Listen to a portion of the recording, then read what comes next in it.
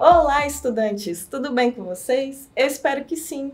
Meu nome é Ludmila e eu sou professora de Ciências dos dos anos finais do ensino fundamental e vou acompanhar você durante esse momento de aprendizado.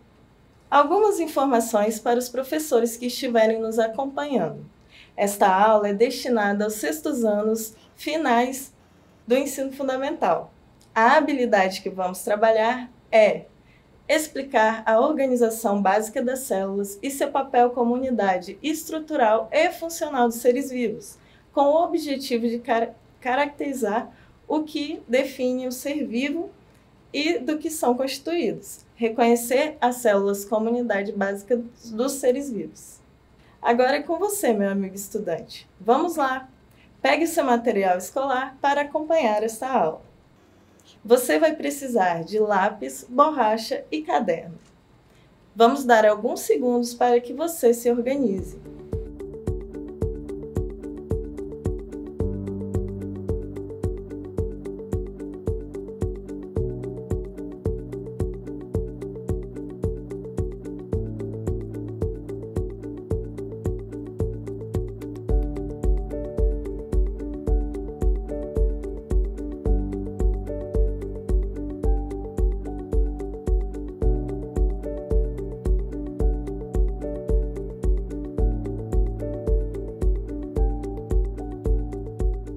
Lembre-se que manter o material organizado é importante para que você possa aproveitar ao máximo o nosso momento juntos. Enquanto esperamos, você ou algum familiar que esteja acompanhando a nossa aula podem aproveitar para apontar a câmera de um celular para o QR Code que está aparecendo na sua tela e marcar a sua presença aqui com a gente.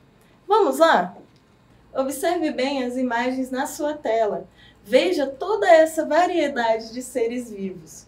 Mesmo com tantas diferenças físicas, como o tamanho do corpo, suas formas, todos têm alguma coisa em comum que os diferenciam da matéria inanimada. Agora, anote em seu caderno 3 seres vivos diferentes que você consegue reconhecer nessa imagem. Vamos aguardar alguns segundos para você escrever. Quando terminar, aponte sua câmera de celular para o QR Code na sua tela para registrar a sua presença com a gente.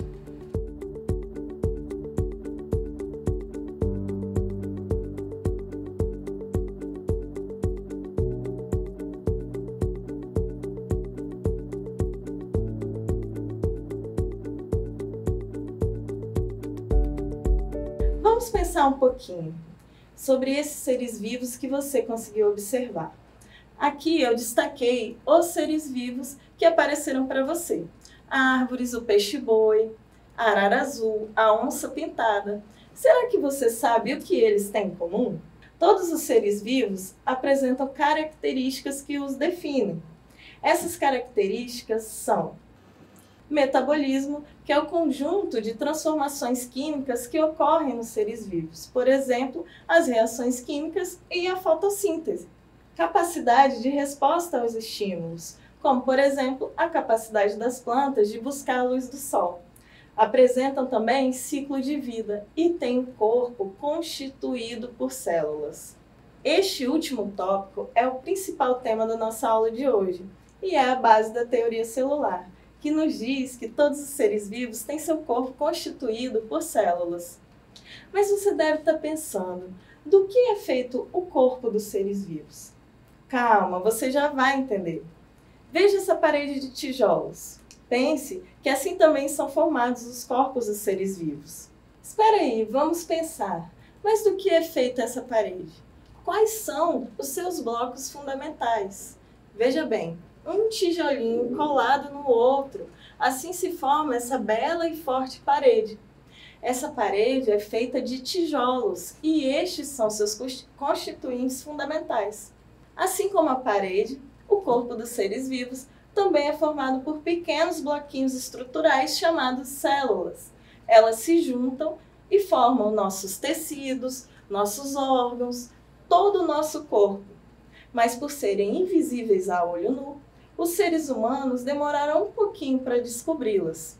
Se for possível para você, olhe para suas mãos ou toque alguma parte do seu corpo e perceba se você consegue ver ou sentir esses bloquinhos fundamentais que constroem o seu corpo. Não, né? Então, como nós descobrimos as células?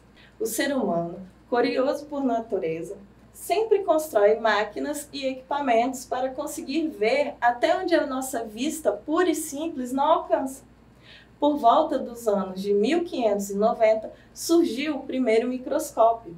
Se você não sabe, anote aí qual é a função do microscópio. É um instrumento capaz de ampliar imagens e objetos impossíveis de se enxergar a olho nu. Este instrumento permitiu que o ser humano pudesse ver objetos e seres de escala microscópica. E assim foi capaz de ver estes blocos fundamentais da vida, que são as células. Ainda no século XVII, o inglês Robert Hooke observou espaços vazios em cortiça, material que constitui rolhas que servem para tampar garrafas de vinho, por exemplo, e denominou esses espaços vazios de células. Aqui ele já havia melhorado o microscópio em um microscópio composto. Importante lembrar que a palavra célula vem do latim cella, que significa cavidade. Na verdade, o que Hooke observou não eram células de verdade, mas espaços vazios no tecido morto da cortiça, que é formada de uma parte do caule da planta.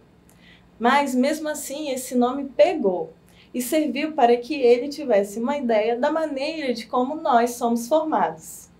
No fim das contas, o que são células? Unidade estrutural e funcional que forma o corpo dos seres vivos. É a menor parte dos seres vivos com forma e funções definidas. É estrutural, pois participa da constituição do corpo dos seres vivos. E funcional, porque o metabolismo dos seres vivos depende das propriedades de suas células. Além disso, as células podem se apresentar isoladas ou em conjunto, dividindo os seres em unicelulares e pluricelulares ou multicelulares. Os seres unicelulares têm seu corpo constituído por apenas uma célula, que realiza todas as funções vitais e podem viver livremente ou em colônias. São geralmente bactérias, algas, protozoários e alguns tipos de fungos. Já os organismos pluricelulares ou multicelulares são aqueles formados por um conjunto de células, que organizadas trabalham em favor daquele indivíduo, como nós, os animais, as plantas e algumas algas. Como você já deve estar se perguntando, eu já respondo. Será que todas as células são iguais? A resposta é não. Podemos dividir os seres vivos entre aqueles que possuem células procariontes e eucariontes. Cárion se refere ao núcleo. Procariontes são aquelas células que consideramos mais primitivas, que não possuíam a carioteca, que é um tipo de membrana que vai envolver o material genético da célula, formando o núcleo que está presente nas células eucariontes. Aqui está o modelo básico de organismo procarionte, uma representação de uma bactéria, organismo unicelular, livre, natante e flagelado. Observe como seu material genético fica disperso, solto pelo seu interior, imerso em um líquido gelatinoso chamado citoplasma. Estas células procariontes ainda possuem membrana plasmática que envolve toda a célula, ribossomos e parede celular. Agora veja como são diferentes as células eucariontes. Observe a presença de um núcleo bem definido, seja nas células vegetais ou animais. Veja outras semelhanças. O retículo endoplasmático, a presença de lisossomos, o citoesqueleto, as mitocôndrias, o citoplasma, ribossomos, complexo de Golgi e a membrana plasmática. Pessoal, a nossa aula está chegando ao fim. Lembre-se de marcar sua presença pelo QR Code presente na sua tela. Antes que você fique triste, Vamos relembrar o que vimos durante essa aula. Aprendemos sobre as características fundamentais dos seres vivos, descobrimos o que são as células e os tipos de células que são procariontes e eucariontes. Eu falei sobre a importância do microscópio e que o corpo dos seres vivos são constituídos por células e que existem seres unicelulares e pluricelulares.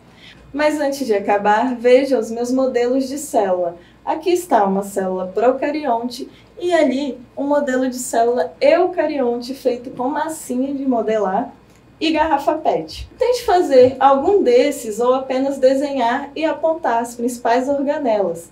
E se a célula que você representou é de um organismo eucarionte ou procarionte. Envie fotos ou vídeos da sua maquete e ou desenho para nós por meio do QR Code que está aparecendo na sua tela. Lembre-se, mesmo distantes, estamos juntos. Grande abraço!